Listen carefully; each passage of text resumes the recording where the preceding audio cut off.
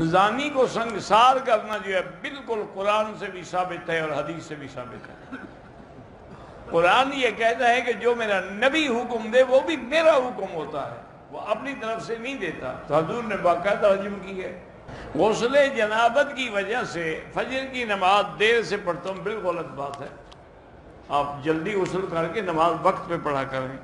اگر کوئی عورت حیض کی حالت میں انتقال کر دے کوئی بات نہیں، حیض تو اللہ نے لکھا ہے، کسی کا قصور تو نہیں ہے۔ جمعہ کے دن دوسری اذان جب ہوتی ہے اور امام اگر آ گیا ہے ممبر پہ بیٹھا ہے، جواب نہ دے، دل میں جواب دیتے رہیں۔ میری رشتے کی بات طے ہو گئی ہے مگر میں نے لڑکے کو نہیں دیکھا ہے، نہ اس نے مجھے دیکھا ہے، ہماری عمروں میں بھی فرق ہے۔ رابطہ اس طرح کریں کہ اپنے ماں باپ سے کہیں کہ وہ اس کی تصویر منگا کے آپ کو دکھا دیں، آپ کی تصویر بھی اس کو دکھا سکتے ہیں۔ غسل جنابت میں جو تاخیر کرتے ہیں وہ اللہ کے ہاں گناہگار ہیں، کہ اپنے آپ کو پلید حالت میں رکھنا چاہتے ہیں، خدا نہ خواستہ موت آ جائے۔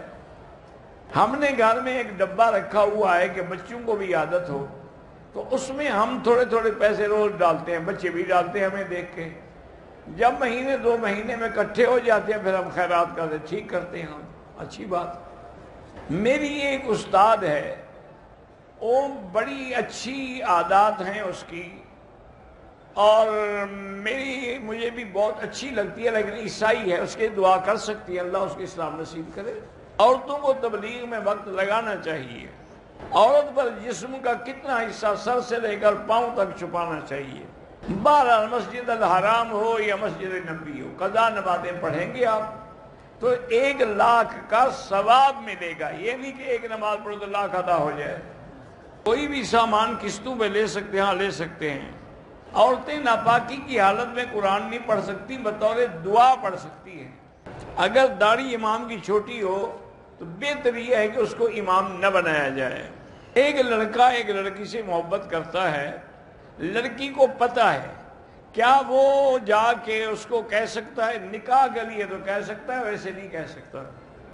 ایک آدمی کے بال نہیں ہیں، وہ آرٹیفیشل بال لگوا سکتے ہیں، ہاں لگوا سکتا ہے، لیکن وہ بال جو ہیں کسی بندے کے نہ ہوں، آج کل جیسے پلاسٹک سے بنے ہوئے وہ لگوائے، کیوں؟ بندے کا پتہ نہیں کافر کے ہیں مسلمان کے ہیں۔ میرے چھوٹا بیٹا ہے، اس کو جنات کے اثرات ہیں، تو آپ سارے گھر والے سورۃ بقرہ پڑھ کے پانی پہ دم کریں، وہی پانی اس کو پلایا کریں۔ عورت حیض کے دوران مسجد میں نہیں آ سکتی، باہر صحن میں بیٹھ سکتی ہے۔ نکاح کے بعد لڑکی کا والد جو ہے اس کو خود چھوڑنے کے لیے خاوند کے گھر ہے، ہاں اچھی بات یہی ہے۔ بلوچستان میں نکلنے والے معدنیات جو ہیں وہ سب استعمال کرتے ہیں، لیکن بلوچستان غریب ہے، ان پر ظلم ہو رہا ہے، ان کے حق کو ڈاکہ مار کے لوٹا جا رہا ہے۔ دعا کریں اللہ کوئی صحیح آدمی بھیجے جو حقداروں کو حق دے۔ غلاف کعبہ پہ نام لکھنا ناجائز ہے۔ بہرحال اگر عورت شرعی پردہ کرتی ہے اور کمرہ ایک ہے، اس میں غیر محرم بھی ہیں، تو اپنے بیڈ کے ساتھ کپڑا باندھ کے پردہ بنا لو۔ عورتیں پلکیں کاٹ سکتی ہیں، نہیں کاٹ سکتی ہیں۔ بہرحال ایک بچی چھوٹی تھی، والد نے اس کا نکاح زبردستی کر دیا تھا، اب وہ بڑی ہو گئی، عالمہ بھی ہے، تو خلو کر لے، بس نکاح نہیں کرنا چاہتی تو خلو کر لے۔